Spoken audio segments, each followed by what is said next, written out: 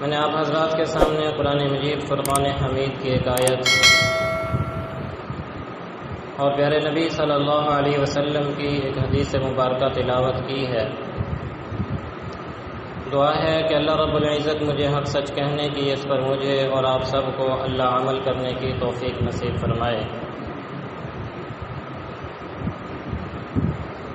آج کا عنوان اسلامی معاشرہ اور اسلامی معاشرے کے اندر جو سب سے بڑا وصف ہے وہ ہے حیا۔ اس کے متعلق کچھ گفتگو عرض کروں گا۔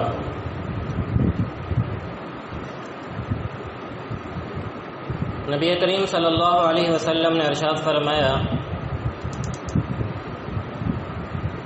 کہ ہر دین کا کوئی نمایاں وصف ہوتا ہے، کوئی نمایاں خصوصیت ہوتی ہے، کوئی نمایاں چیز ہوتی ہے جو ہر دین کے اندر پائی جاتی ہے۔ مثال کے طور پر حضرت عیسیٰ علیہ السلام کی تعلیم اور شریعت کے اندر جو نمایاں خصوصیت تھی، جو نمایاں وصف پایا جاتا تھا، وہ عفو، درگزر اور معاف کرنا تھا۔ حضرت عیسیٰ علیہ السلام کی تعلیم میں یہ چیز نمایاں طور پر پائی جاتی تھی اور ان کی تعلیمات میں اس چیز کے اوپر بہت زیادہ زور دیا گیا۔ تو نبی علیہ السلام نے ارشاد فرمایا کہ ہر دین کا کوئی نہ کوئی نمایاں وصف ہے۔ وَخُلُقُ الْإِسْلَامِ الْحَيَاءُ، دین اسلام کا جو نمایاں وصف ہے، خصوصیت ہے، وہ حیا ہے۔ حیا ایک بہترین وصف ہے جو انسانوں کے اندر اگر پایا جائے تو اس سے ایک اچھا معاشرہ تشکیل میں آتا ہے۔ معاشرہ افراد سے بنتا ہے، اور اگر افراد حیا والے ہوں تو اچھا معاشرہ تشکیل پاتا ہے۔ اسی وجہ سے دین اسلام کے اندر حیا کے بارے میں بہت زیادہ زور دیا گیا۔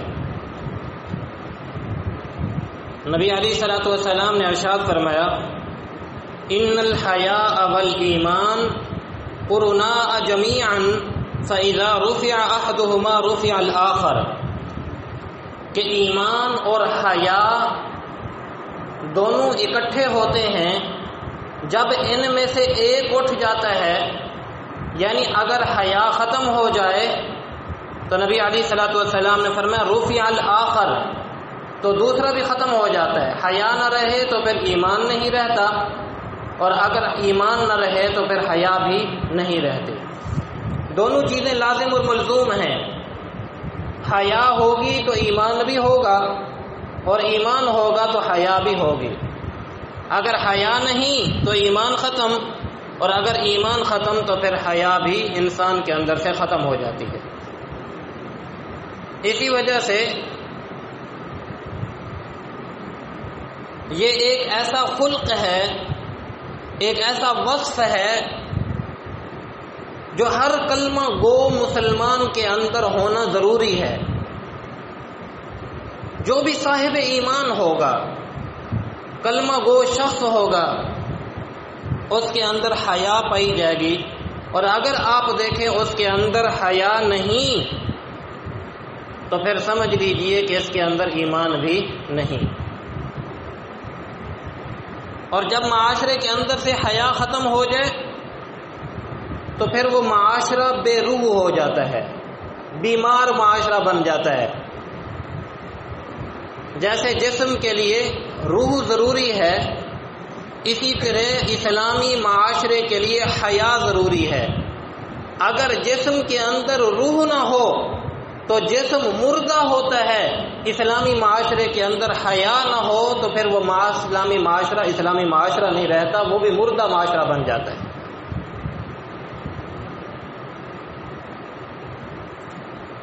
اور پھر جب انسان بے حیا بنتا ہے تو پھر اسے کسی کا حیا نہیں رہتا، نہ اسے اپنے والدین سے حیا آتی ہے، نہ اسے اپنے بڑوں سے حیا آتی ہے، نہ اپنے شیخ، نہ اپنے مربی سے، نہ اپنے استاد سے اسے حیا آتی ہے، پھر کسی سے اس کی حیا نہیں رہتی، یہاں تک کہ وہ مالک الملک جس نے اسے پیدا کیا، وہ علیم و خبیر ذات سے بھی اس کی حیا ختم ہو جاتی ہے، اور وہ بے بانگ دہل معاشرے کے اندر دندناتا پھرتا ہے اور رب کی نافرمانی والی زندگی گزارتا پھرتا ہے۔ تو حیا ایک اچھا وصف ہے اور بہترین خلق ہے جس کی تعلیم اور احادیث مبارکہ کے اندر اور شریعت کے اندر بہت زیادہ دی گئی ہے۔ اب تو ہماری حالت یہ ہے کہ بے حیائی ثقافت بنتی جا رہی ہے، بے حیائی کو آج ہم اچھا تصور کرنے لگے ہیں، ایسی چیزیں دکھائی جا رہی ہیں کہ جس سے حیا بالکل ختم ہو جائے، سکرین کے ذریعے سے، آلات کے ذریعے سے، چیزوں کے ذریعے سے مسلم معاشرے کے اندر سے حیا کو ختم کیا جا رہا ہے۔ اور یاد رکھیے کہ جس معاشرے کے اندر جب حیا ختم ہوتا ہے وہ معاشرہ پھر ایسا عیبدار بنتا ہے کہ ایسے ایسے واقعات رونما ہونے لگتے ہیں کہ پھر پوری قوم کے سر شرم سے جھک جایا کرتے ہیں، پھر ایسے باتیں ہونے لگتی ہیں کہ پوری قوم سر اٹھانے کے قابل ہی نہیں رہتی ہے۔ آپ دیکھیں مغربی معاشرے کے اندر سے جب حیا ختم ہوئی تو اس کے اندر رشتے ناتوں کا تصور ختم ہو گیا، ان کے اندر بیوی، بہن، بیٹی، ماں کا تقدس نہیں ہے، کوئی حیا نہیں، کوئی پتہ نہیں کہ آنے والا بچہ یہ کس سے پیدا ہوا ہے۔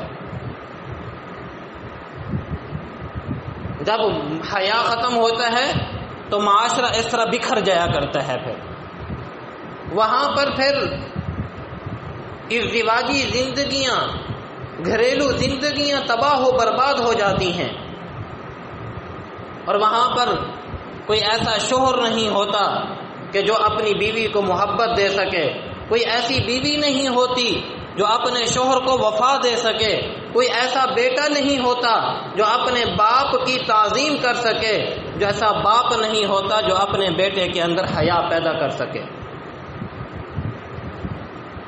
معاشرہ خراب ہو جاتا ہے، تباہ و بربادی کے دہانے پر پہنچ جاتا ہے، اور اس کا انجام انتہائی ہولناک ہے۔ اس کا مشاہدہ آپ مغربی معاشرے کے اندر کر سکتے ہیں۔ وہاں حالت یہ ہو چکی ہے کہ اب عورت عورت سے شادی کرنے کو اور مرد مرد کے ساتھ شادی کرنے کو تیار ہے۔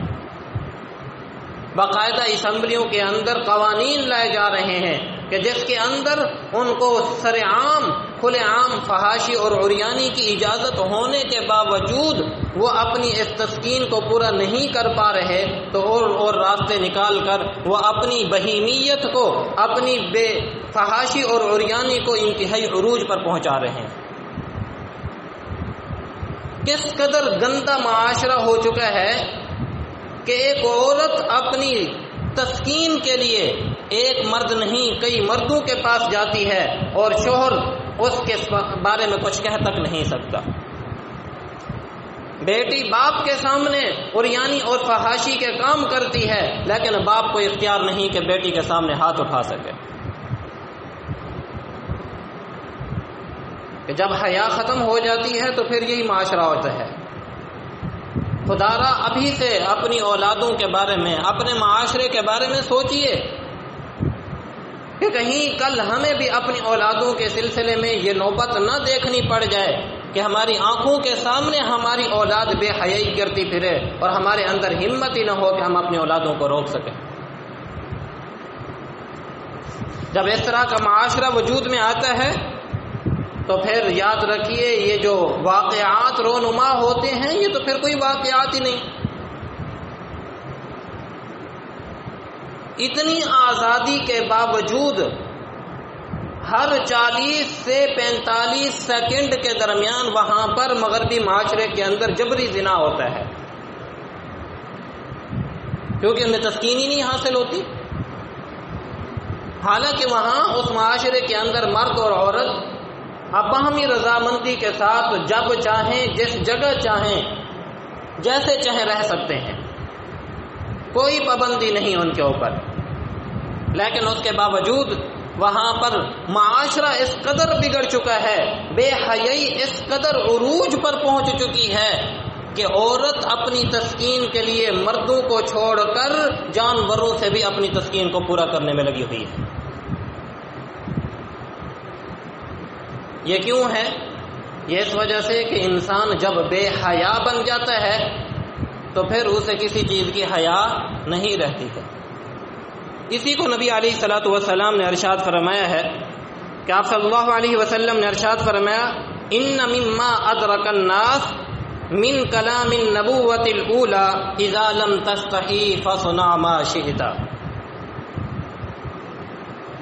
کہ لوگوں نے نبوت کے کلاموں میں جو پہلی چیز پائی ہے، پچھلی نبوتوں کی چیزوں میں جو چیز پائی ہے وہ یہ بات پائی ہے کہ اذا لم تستحی فصنع ما شئت، جب تمہارے اندر حیا نہ رہے تو پھر جو چاہو مرضی کرتے پھرو۔ دیکھیں نا، جب حیا نہیں ہوگی تو پھر اسے کس کی پرواہ ہوگی؟ نہ اسے اپنے اللہ کی پرواہ، نہ اسے اپنے والدین کی پرواہ، نہ اسے اپنے بڑے بھائیوں کی پرواہ، نہ اسے اپنے چچوں کی پرواہ، نہ کسی استاد کی پرواہ، تو وہ تو بے حیا بن چکا ہے۔ تو پھر وہ اپنی بے حیائی کے اندر اتنا گر جاتا ہے کہ پھر جو دل میں آتا ہے وہ کرتا پھرتا ہے۔ سبحان اللہ، شریعت نے، دین اسلام نے کس قدر حیا کو بیان فرمایا اور اس کے اوپر زور دیا ہے۔ ذرا غور کیجئے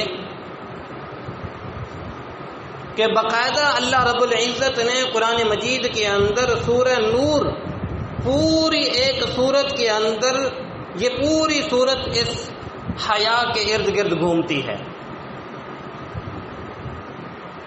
وَإِذَا بَلَغَ الْأَطْفَالُ مِنْكُمُ الْحُلُمَ فَلْيَسْتَأْذِنُوا، معصوم بچے ہیں، چھوٹے بچے ہیں، لیکن شریعت یہ کہہ رہی ہے کہ کچھ اوقات ایسے ہوتے ہیں بڑے آدمیوں کے کہ وہ دن کے وقت میں یا رات کے وقت میں اپنے کپڑوں کو اتار کر سوتے ہیں، تو چھوٹے بچوں کے اوپر پابندی لگا دی۔ کیا پابندی لگائی؟ فرمایا کہ تم بغیر اجازت کے اپنے گھر میں بھی جو کمرہ مخصوص کیا گیا ہے اس کے اپنے بڑوں کے لیے، والدین کے لیے، بڑے بہن بھائیوں کے لیے، وہاں پر بھی بغیر اجازت کے تم داخل نہیں ہو سکتے۔ چھوٹے بچوں کو یہ تعلیم سکھائی۔ کیوں؟ اس لیے کہ چھوٹا بچہ ہے، معصوم ہے، لیکن جب اس کی نظریں اپنے والدین کے اوپر، اپنے بڑے بھائی یا گھر کے اور افراد کے اوپر اس طرح پڑے گی تو اس کے اندر بھی بے حیائی اور بے شرمی پیدا ہوگی۔ بے حیائی کے جو دروازے تھے، جن ذرائع سے بے حیائی اور عریانی اور فحاشی پیدا ہو سکتی تھی، شریعت نے وہاں پر روک لگا دی، وہاں پر اس کے دروازوں کو بند کر دیا۔ اور اسی صورت کے اندر آپ دیکھیے اللہ رب العزت نے ارشاد فرمایا قل للمؤمنین یغضوا من ابصارہم، میرے محبوب مومنوں سے کہہ دیجئے کہ اپنی نظروں کو جھکا کر رکھا کریں۔ کیوں؟ اس لیے کہ نظر جب پڑتی ہے تو نظر کا اثر دل پر ہوگا۔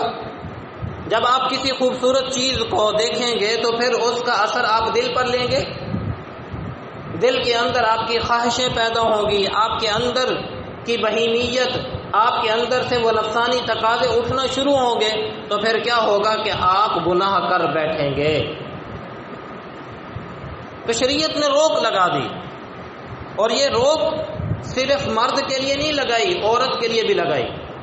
وَقُلْ لِلْمُؤْمِنَاتِ يَغْضُضْنَ مِنْ أَبْصَارِهِنَّ وَيَحْفَظْنَ فُرُوجَهُنَّ، عورت کو بھی حکم دیا کہ تم بھی اپنی نگاہوں کو نیچا رکھا کرو، اور اپنی شرمگاہوں کی حفاظت کیا کرو. ولا تبرجنا تبرج الجاہلیت الاولی، یہ زیب و زینت اختیار کر کے بن ٹھن کے جو تم باہر نکلتی ہو، منع فرما دیا کہ تم نہیں نکل سکتے. حکم دیا کہ اگر تمہیں کسی ضرورت کے تحت نکلنا بھی پڑ جائے، تمہیں کسی کام کے تحت نکلنا بھی پڑ جائے، تو کیا ہو، تمہارے اوپر ایک بڑی چادر ہونی چاہیے جس سے تم اپنے جسم کو، اپنے چہرے کو ڈھانک کر نکلو کہ پتہ نہ چلے کہ یہ کون جا رہا ہے. شریعت نے روک لگائی ہے. آپ دیکھیے قرآن کا اسلوب ہے، اللہ نے احکامات اتارے، فرمایا یا ایھا الذین آمنوا کتب علیکم الصیام، اے ایمان والو تمہارے اوپر روزہ فرض کیا گیا ہے. روزے کے احکامات کیا ہیں؟ وہ احکامات تمہیں نبی بتلائے گا. وَأَتِمُّوا الْحَجَّ وَالْعُمْرَةَ لِلَّهِ، عمرے اور حج کا حکم آیا، کرنا کیسے ہے، اس کے احکامات کیا ہیں، وہ تمہیں نبی بتلائے گا. لیکن جب معاشرے کی تشکیل کی بات آئی، معاشرے کے آداب اور اس کی رہائش اور اس کے طور طریقوں کی بات آئی، تو میرے اللہ نے کھول کھول کے ایک ایک حکم کو واضح کیا. یہاں تک فرمایا کہ اگر تم کسی حال کے اندر ہو اور تمہارے گھر میں اگر کوئی داخل ہونا چاہے تو اسے چاہیے کہ دروازہ کھٹکھٹا کے اندر داخل ہو. منع فرما دیا. گھر میں ہیں، افراد ہیں، ہو سکتا ہے کبھی کوئی کسی حال میں بیٹھا ہو، کوئی کسی حالت کے اندر ہو، بلا اجازت ایسے ہی گھر کے اندر تم داخل ہو جاؤ. شریعت نے منع فرمایا، روک لگائی ہے. اسی لیے شریعت اسلام کے اندر حیا کے متعلق کس قدر اللہ رب العزت نے احکامات نازل فرمائے. پوری سورت سورہ نور اس کے ارد گرد گھومتی ہے. ابتدا دیکھیے، سورۃ انزلناها وفرضناها وانزلنا فيها آیات بینات. عجیب طریقے سے سورت کی ابتدا ہے. سورۃ انزلنا، بھائی ہم نے نازل کی، ہم نے تمہارے اوپر یہ احکامات فرض کیے، ہم تمہیں ان باتوں کا حکم دے رہے ہیں، ہم تمہیں اس بات کی تعلیم دے رہے ہیں. ہم انسان کو احساس پیدا ہو، پتہ چلے کہ یہ کس کی طرف سے حکم آیا ہے، اللہ کی طرف. کس کی طرف سے تعلیم آئی ہے، اللہ کی طرف سے تعلیم آئی. قدر اور منزلت کو انسان کے اندر بٹھانے کے لیے کہ اس کے اندر آنے والے جو احکامات ہیں وہ کوئی معمولی احکامات نہیں ہیں. اسی لیے فرمایا سورۃ انزلناها وفرضناها وانزلنا فيها آیات بینات لعلکم تذکرون. اس قدر شریعت نے اس بارے میں زور دیا ہے. اور ایک وقت تھا کہ ہمارے اسلامی معاشرے کے اندر کسی کی عزت کے اوپر ہاتھ ڈالنا، مسلمان تو کجا، کوئی غیر مسلم بھی کسی مسلمان بیٹی کی عزت پر ہاتھ نہیں ڈال سکتا تھا. میری بات سمجھ آ رہی ہے کہ ایک وقت تھا کہ مسلمان تو کجا، کوئی غیر مسلم بھی کسی مسلمان بہن، کسی مسلمان بیٹی، کسی مسلمان ماں کی عزت کے اوپر ہاتھ نہیں ڈال سکتا تھا. محمد بن قاسم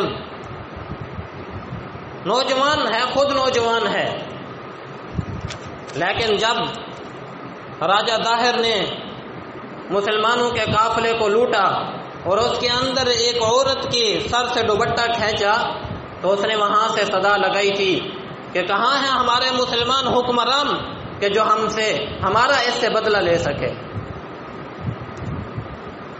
تو محمد بن قاسم لشکر لے کر جب روانہ ہوا، سبحان اللہ، عراق سے یہ سندھ کے مقام پہ آ کے لڑ رہا ہے، صرف ایک مسلمان بیٹی اور بہن کی سر سے دوپٹہ اترنے کے اوپر بدلہ لینے کے لیے یہاں پہ آ رہے ہیں. اس کی عزت اور ناموس کی حفاظت کے لیے اسلامی لشکر اتنے دور سے یہاں پر بدلہ لینے کے لیے آ رہا ہے. اور آج میری بیٹی میری ماں اور میری بہن اپنے گھر کے ساتھ رہنے والے گھر پڑوسی کے سے بھی محفوظ نہیں ہے، اسے اس کی عزت سے بھی خطرہ ہے، اسے تو ساتھ والے گھر سے خطرہ پڑ رہا ہے۔ آج ہم اپنی ماؤں اور بیٹیوں کو، بہنوں کو باہر نہیں نکال سکتے، تعلیم انہیں نہیں دلا سکتے، انہیں کہیں لے جا نہیں سکتے۔ کیا وجہ ہے؟ وجہ یہی کہ آج ان کی عزت اور آبرو محفوظ ہی نہیں رہی۔ اور جب معاشرت کے اندر بگاڑ پیدا ہو جائے تو پھر یہ موٹر وے والے واقعات کوئی معمولی واقعات ہیں، پھر ایسی ہزاروں زینبیں 7-8 سال کی بچیوں کے ساتھ زیادتی کر کے قتل کر دینا یہ معمولی واقعات ہیں۔ یہ پھر حافظ محمد سمیع نوجوان جو زنا اور بدکاری پر مجبور کیا جاتا رہا لیکن اس نے نہ کی اور اسے گولی مار دی گئی، یہ کوئی تو پھر معمولی واقعات ہیں۔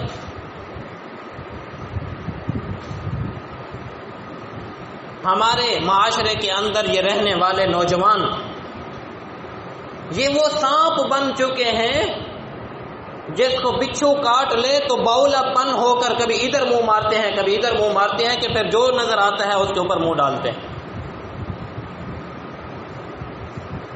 میں نے آپ حضرات کے سامنے چند دن پہلے ہماری جو تفسیر چل رہی تھی اس کے اندر یہ بات عرض کی تھی کہ اب تو حالات اس حد تک بگڑ چکے ہیں ہمارے، خدا را توجہ کیجئے،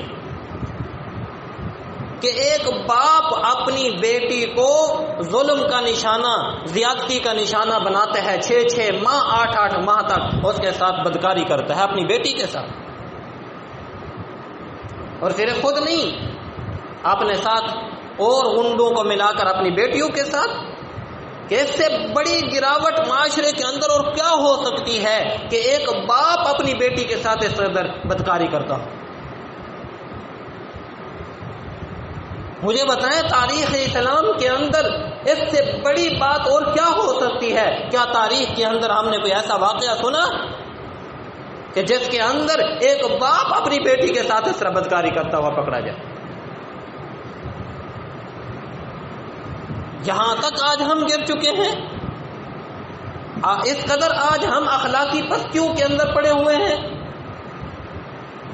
اس قدر ہمارے اخلاق آج گندے ہو چکے ہیں، ہم روحانی اس قدر بیمار بن چکے ہیں۔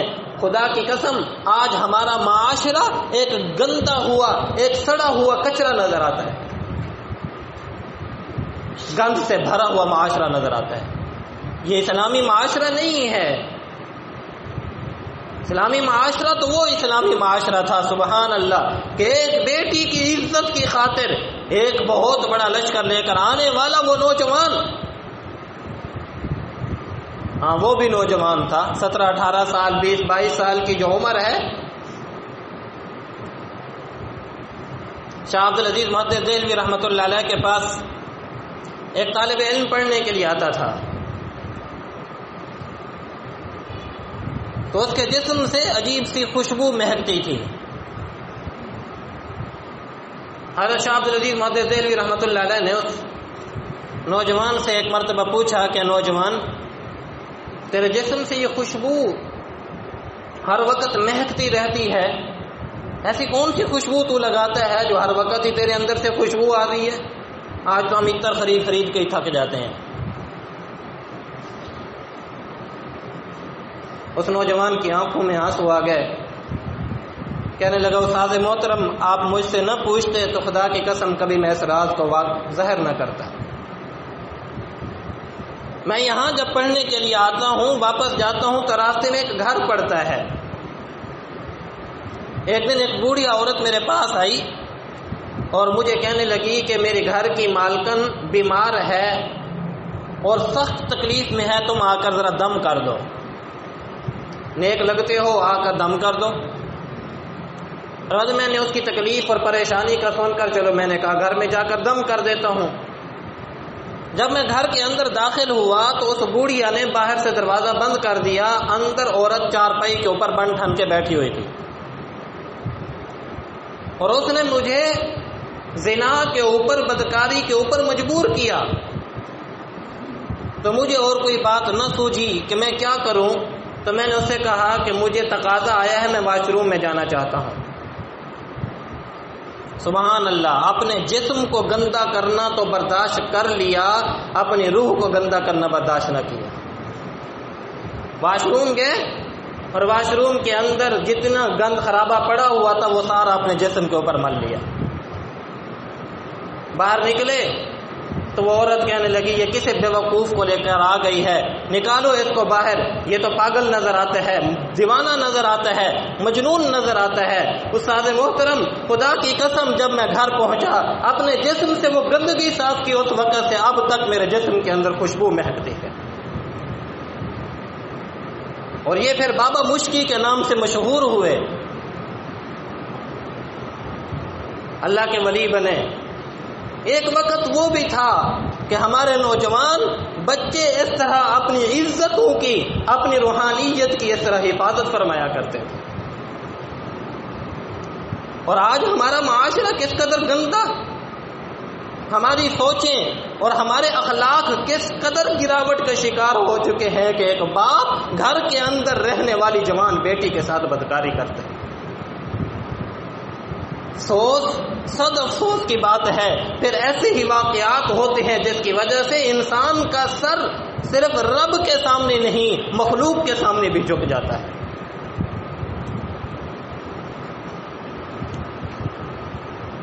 اور یہ انسان عجیب انسان ہے، یہ عبادت کرے، تقوی والی زندگی گزارے، متقی بنے، عبادت گزار بنے، تو سبحان اللہ، میرا اللہ اسے عرش کے فرشتوں سے بھی اعلیٰ مقام عطا فرما دیتے ہیں۔ اور جب یہ بدکار بنتا ہے، برائی پر اترتا ہے، اپنے اندر اخلاقیات کی گندگی بھر لیتا ہے، تو پھر یہ انسان نہیں رہتا بلکہ جانوروں سے بھی بدتر بن جاتا ہے۔ علماء نے ایک واقعہ لکھا ہے، ایک عورت بیت اللہ کا طواف کر رہی تھی، طواف کرتے ہوئے کہہ رہی تھی واہ میرے اللہ تیرا شکر، واہ میرے اللہ تیرا شکر۔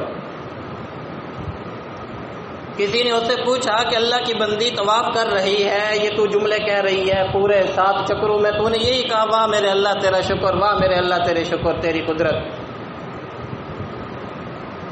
تو وہ کہنے لگی کہ اصل میں ایک قافلے کے ساتھ، اس وقت سمندری سفر ہوتے تھے، بیڑیوں کے اوپر سفر کیا کرتے تھے، زمینی سفر ہوتے تو گھوڑوں اور اونٹوں کے اوپر سفر ہوتے تھے، تو میں سمندری سفر میں تھی، بیڑی کے اندر بیٹھی ہوئی تھی اور افراد بھی تھے، سمندری طوفان آیا تو ہماری بیڑی الٹ گئی۔ کہتی ہیں کہ مجھے کچھ ہوش نہ رہا، جب میں نے اپنے آپ کو سنبھالا، دیکھا تو میں ایک پھٹے کے اوپر، جو تختے ہوتے ہیں اس تختے کے اوپر سوار تھی، اور میرے ساتھ میرا دودھ پیتا بچہ بھی تھا۔ اللہ رب العزت نے مجھے اور میرے بیٹے کو بچا لیا۔ اس پر میں اللہ کا شکر ادا کر رہی تھی کہ میں نے دیکھا کہ ایک سیاہ فام حبشی، وہ بھی دور ایک پھٹے کے اوپر پڑا ہوا اپنے آپ کو بچانے کی کوشش کر رہا ہے۔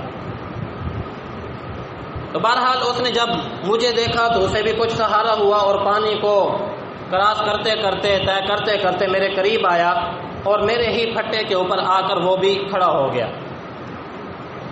کہتے کہ تھوڑی دیر نہیں گزری تھی کہ وہ سیاہ فام جو حبشی تھا، اس نے مجھے بدکاری کے اوپر مجبور کرنا شروع کر دیا۔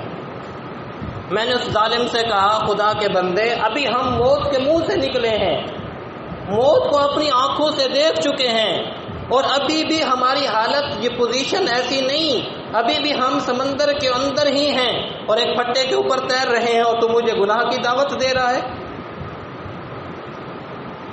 کہ جب میں نے اسے یہ بات کی تو اسے بات سمجھ میں نہ آئی، اور اس نے مجھے مجبور کیا کہ میرے جو پاس بچہ تھا چھوٹا سا، میں نے اسے چونڈی کاٹی تاکہ یہ روئے، اور میں اسے کہوں کہ میرا چھوٹا سا بچہ ہے، میں اسے دودھ دیتی ہوں، خدا را تم مہربانی کرو، یہ ظلم نہ کرو۔ کہ میں نے جب اس بچے کو کاٹا، رونے لگا، میں نے اسے کہا کہ دیکھو میرا چھوٹا سا بچہ ہے، میں اپنی عزت اور ناموس کو خراب کرنے والی نہیں ہوں، مہربانی کرو۔ تو اس نے کہا نہ سنا اور میرے بچے کو پکڑ کر چھین کر سمندر کے اندر پھینک دیا۔ جیسے ہی اس نے میرے بچے کو سمندر کے اندر پھینکا، میں نے اللہ سے دعا کی، یا اللہ تو میری بھی اور میرے بچے کی بھی حفاظت فرما۔ بس میری یہ دعا کرنے کی دیر تھی، سمندر سے ایک جانور نکلا اور اس جانور نے اس حبشی کو اپنا لقمہ اجل بنا کر سمندر کے اندر غائب ہو گیا۔ تو اللہ کی شان، میرا وہ تختہ ایک صحرا کے قریب جا کر لگا اور میں وہاں پر اتر گئی، تو میں نے دیکھا کہ دور ایک اور بہت بڑی کشتی جو ہے وہ کہیں جا رہی ہے۔ تو میں نے اپنا دوپٹہ وغیرہ، کوئی کپڑا وغیرہ لکڑی کے ساتھ باندھ کر ہلایا تاکہ وہ مجھے دیکھ لے۔ تو ان کشتی والوں نے مجھے دیکھ لیا اور میرے قریب آئے۔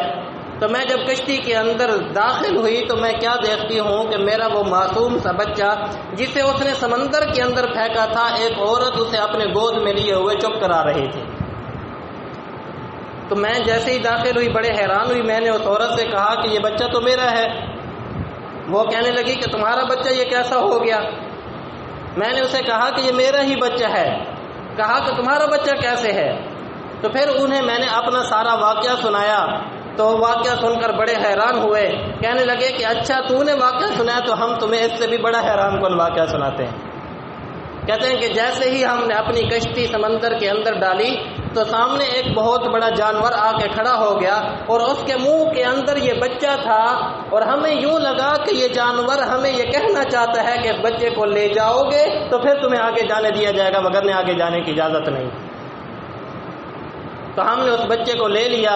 اللہ کی شان، اللہ رب العزت نے تمہاری بھی حفاظت فرمائی اور تمہارے بچے کی بھی حفاظت فرما لی۔ اور وہ قافلہ عمرہ کرنے کے لیے یہاں بیت اللہ آ رہا تھا، تو اللہ رب العزت نے مجھے میری جان کی بھی حفاظت فرمائی، میری ناموس کی بھی حفاظت فرمائی، میرے بچے کی بھی حفاظت فرمائی، اور صرف اتنا انعام نہیں کیا، مجھے وہاں سے اٹھا کر اللہ نے اپنے گھر کے اندر بھی مجھے پہنچا دیا۔ تو فرماتے ہیں کہ جب انسان بہیمت کے اوپر اترتا ہے تو پھر حالت یہ ہوتی ہے کہ موت کے منہ کے دہانے سے نکل کر بھی انسان بدکاری کر رہا ہوتا ہے۔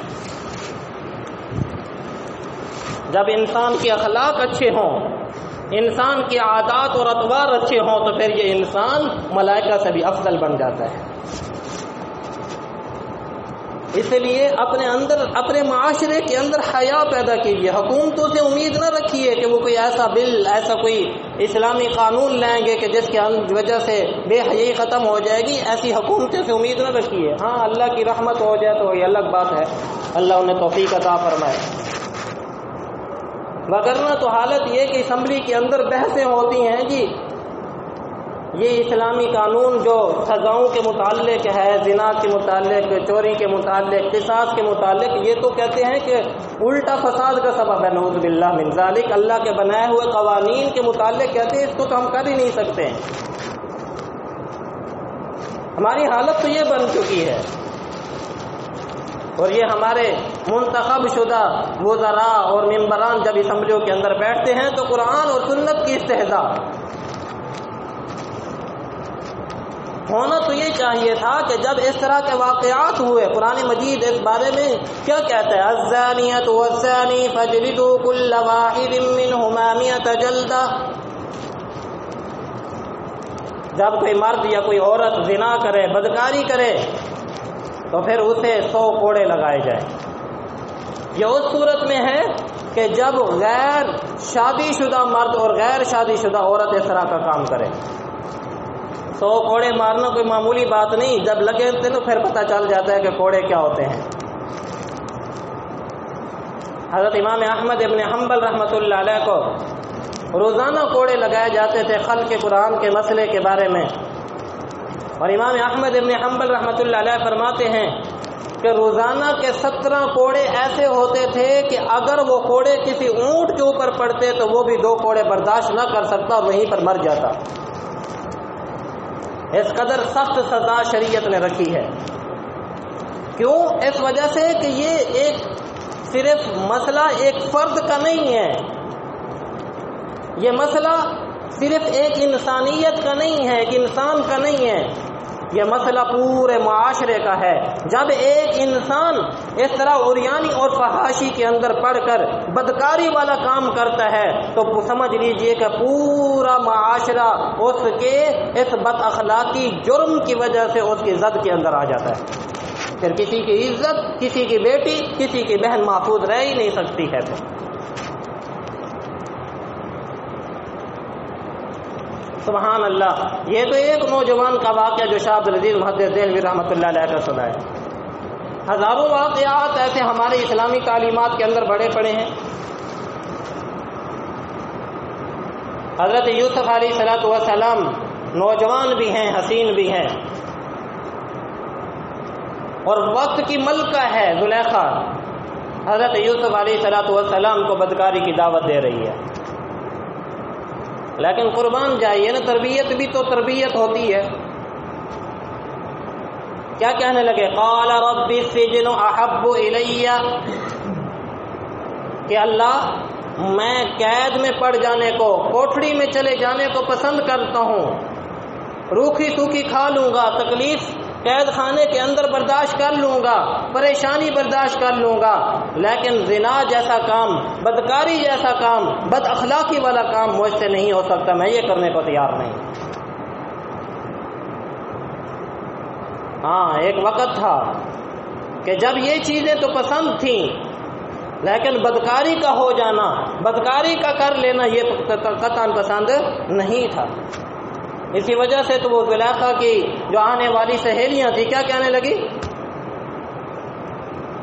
کہنے لگی ما ھذا بشرا ان ھذا الا ملک کریم، یہ ہمیں انسان نظر نہیں آتا ہے، کیونکہ بشر جو ہوتا ہے اس کے اندر بشری تقاضے بھی ہوتے ہیں، لیکن یہ تو ایسے نظر آتا ہے جیسے فرشتوں کی صفات ہے کہ اس کے اندر بشری تقاضے ہی نہیں ہیں، یہ تو ایسے گزرا ہے جیسے اس کے اندر کوئی بشری تقاضا ہی نہ ہو، یا ایسا صفت والا ہے، ایسی حیا والا ہے، ایسی اس کے اندر اللہ رب العزت نے صفات رکھی ہے کہ یہ انسان نظر ہی نہیں آتا ہے۔ ہاں، ہمارا معاشرہ تو ایسا معاشرہ ہونا چاہیے تھا، ہمارے نوجوانوں کے اندر تو ایسا حیا ہونا چاہیے تھا، ہمارے معاشرے کے اندر تو ایسی تعلیمات ہونی چاہیے تھیں، لیکن کیا کریں، آج ہماری تعلیمات ہی ایسی بن گئی جہاں پر مرد اور عورت کے اختلاط کو ضروری سمجھا جانے لگا، جہاں پر عورت کے لیے کوئی الگ سسٹم ہی نہیں، بچیوں کے لیے الگ سسٹم ہی نہیں۔ اور اللہ معاف فرمائے، مجھے ہمارے ایک دوست ہے جو لا پڑھ رہے ہیں، وہ مجھے کہنے لگے کہ یہ 10th کلاس سے آگے جو کلاسیں ہیں جب بچیوں کو پڑھائی جاتی ہیں تو ان کے اندر باقاعدہ ایک مضمون ہے سیکس ایجوکیشن کا، بچیوں کو سیکس پڑھایا جا رہا ہے۔ تو مجھے بتائیں، وہ ہماری بچی جو سکول کے اندر تعلیم حاصل کرنے کے لیے گئی تھی، ہم نے اپنی بچیوں کو، تو وہاں تعلیم تو اس لیے ہوتی ہے کہ اس کے اقدار بلند ہوں، تعلیم تو اس لیے ہوتی ہے کہ اس کی تربیت اچھی ہو، تعلیم تو اس لیے ہوتی ہے کہ اس کی تہذیب اچھی ہو، تعلیم تو اس کے لیے ہوتی ہے کہ اس کے اندر شائستہ باتیں پیدا ہوں، لیکن یہ کیا ہے کہ تعلیم کے نام پر ہی ہم اپنے بچیوں کو بدکار بنانے پہ لگ گئے۔ اخبارات کے اندر شاید آپ لوگوں نے دیکھا یا نہیں دیکھا، آج بھی اخبارات ان کی زینت ہیں۔ پچھلے سال یہ بیکن ہاؤس نام کے جو سکول بنے ہوئے ہیں، وہاں کی بچیوں نے باقاعدہ اپنے نیچے والے کپڑے اتار کر لہرا لہرا کر کہا تھا کہ ہم اپنے جسم کی خود مالک ہیں، جس طرح چاہے کرتی پھریں۔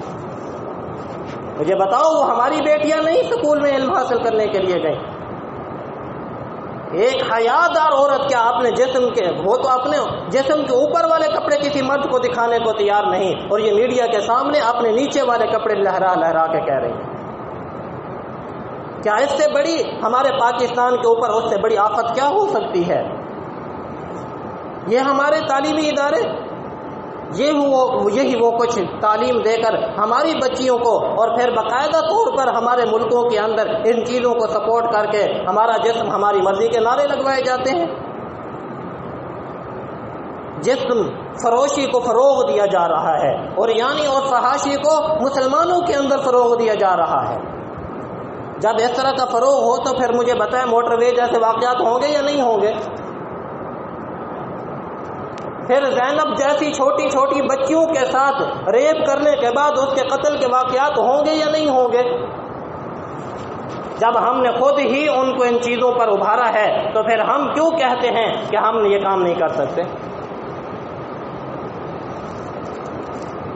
ہم نے یہ ملک تو الحمدللہ حاصل کیا تھا اسلام کے نام پر، لیکن ہم آج تک اپنے اس ملک کے اندر اسلامی نظام نافذ نہیں کر سکے، آج تک اسلامی نظام نافذ نہیں کر سکے ہیں۔ کیوں؟ ہم میں سے کوئی بھی یہاں جتنے افراد بیٹھے ہیں مجھ سمیت، کیا ہم چاہتے ہیں کہ اسلامی نظام آ جائے؟ اور اگر آ جائے، یاد رکھیے سب سے پہلے مجرم ہم ہی ٹھہریں گے۔ پھر ہم میں سے کوئی نہیں چاہتا کہ ہمارے ہاتھ کاٹے جائیں۔ ہم میں سے ہر آدمی چور بیٹھا ہے، ہر آدمی خائن ہے، ہر آدمی جھوٹا ہے، ہر آدمی کے اندر بدکاری اور یہ عریانی اور فحاشی کی علامات پائی گئی ہیں۔ کوئی بھی نہیں چاہتا، لیکن زبانی دعوے ہیں، قانونی کاغذات کارروائی ہے، باقی اور کچھ بھی نہیں۔ 1947 کے اندر جو ہم نے ایک جنگ لڑی اور اس کے بعد اسلامی ملک حاصل کیا، اس کے بعد سے اب تک کیا ہے؟ ہماری اسمبلیوں کے اندر ابھی تک بحث ہوتی ہے جی یہ زنا کرنے والے، یہ ریپ کرنے والوں کو سزا کیا دینی چاہیے۔ واہ، تم ابھی تک یہ سمجھ نہیں سکے کہ اس طرح کے ظلم کرنے والوں کو سزا کیا دینی چاہیے؟ قرآن تو اس بارے میں صاف بتا رہا تھا، تمہیں قرآن کے بارے میں پتہ ہی نہیں۔ تم اسمبلیوں کے اندر بیٹھ کے سورہ اخلاص نہیں سنا سکتے تو تمہیں قرآن کے احکامات کا کیسے پتہ ہوتا؟ تو اس لیے میں یہ بات عرض کر رہا تھا کہ اپنی حکومتوں پر نہیں رکھیے کہ وہ کوئی قانون لائیں گے، اپنے بچوں کے اندر شعور پیدا کیجئے، اپنے اندر ایسی صفات پیدا کیجئے، اپنی بچیوں کو ایسی تعلیمات دیجئے کہ وہ حیا کی پیکر نظر آئیں، ان کے اندر حیا بھری ہوئی ہو، اپنے بچوں کی ایسی تربیت کریں وہ معاشرے کے اندر جب باہر نکلیں ان کی آنکھیں جھکی ہوئی ہوں، ان کے اندر حیا بھری ہوئی ہو، مسلم معاشرے کے اندر ایسے نوجوان پیدا کریں۔ یہ ہم سب کا کام ہے، یہ ہم سب کا کام ہے، اور اگر نہیں کریں گے تو پھر کیا ہوگا؟ پھر ہوگا یہی جیسے کہ آج کل کے واقعات ہو رہے ہیں۔ اس لیے شریعت اسلام کے اندر حیا کے اوپر بہت زیادہ زور دیا گیا۔ نبی علیہ الصلوۃ والسلام نے ارشاد فرمایا ہے الحیاء من الایمان، حیا ایمان میں سے ہے۔ اور دوسری حدیث مبارکہ جو ابھی پہلے میں نے آپ کو سنائی، نبی علیہ الصلوۃ والسلام نے ارشاد فرمایا کہ حیا اور ایمان دونوں جمع ہوتے ہیں، فاذا رفع، جب ان میں سے ایک اٹھتا ہے تو رفع الاخر، دوسرا بھی اٹھا دیا جاتا ہے۔ یعنی حیا ختم ہوتی ہے تو پھر ایمان ختم ہو جاتا ہے، ایمان ختم ہو تو حیا بھی ختم ہو جاتا ہے۔ تو اس لیے اپنے اندر حیا پیدا کیجئے، اور اس کے لیے اپنی بچیوں کی، اپنے بچوں کی ایسے نہج کے اوپر، اس طریقے کے اوپر، آج تو حیا کو ختم کرنے کے لیے پہلے حیا کے بارے میں بے حیائی اور بے عریانی اور فحاشی کے بارے میں رکاوٹیں ہوتی تھیں۔ بچے کو ڈر ہوتا تھا اپنے باپ کا، میرا ابا دیکھ رہا ہے، میرا بھائی دیکھ رہا ہے، میری بہن مجھے دیکھ رہی ہے۔ اب تو وہ ساری حدیں کراس ہو گئی، نہ اب چار دیواری رکاوٹ رہی، نہ ابے کا ڈر باقی رہا، نہ بھائیوں کا روب اور دبدبا باقی رہا، نہ ماؤں کی وہ تربیت اور وہ چیزیں باقی رہیں۔ اب تو بے حیائی کے آلات گھر گھر کے اندر، بچے بچے کے پاس ہے، وہ گھر کے اندر بیٹھے ہوئے بے حیائی کے آلات کو دیکھتا ہے اور اپنے اندر بے حیائی کو پیدا کر رہا ہے۔ تو اس لیے اس بات کو خدا را توجہ کیجئے، یہ وقت ہے اب بھی ہم اپنے آپ کو سدھار سکتے ہیں، سنوار سکتے ہیں، وگرنہ وہ وقت دور نہیں ہے کہ جب ہمارا معاشرہ بھی وہ مغربی معاشرے کے اندر تبدیل ہو کر ایسا وقت آئے گا کہ پھر ہمارے سامنے ہماری اولادیں بدکاریاں کریں گی اور ہمارے اندر ہمت نہیں ہوگی کہ ہم اپنے بچوں کو روک سکیں۔ کوشش کریں گے نا انشاءاللہ، اللہ ہم سب کو سمجھنے اور عمل کرنے کی توفیق نصیب فرمائے۔ وآخر دعوانا الحمدللہ رب العالمین۔ Subscribe to our channel by clicking the subscribe button. Click the bell button and enjoy the latest uploads from our channel.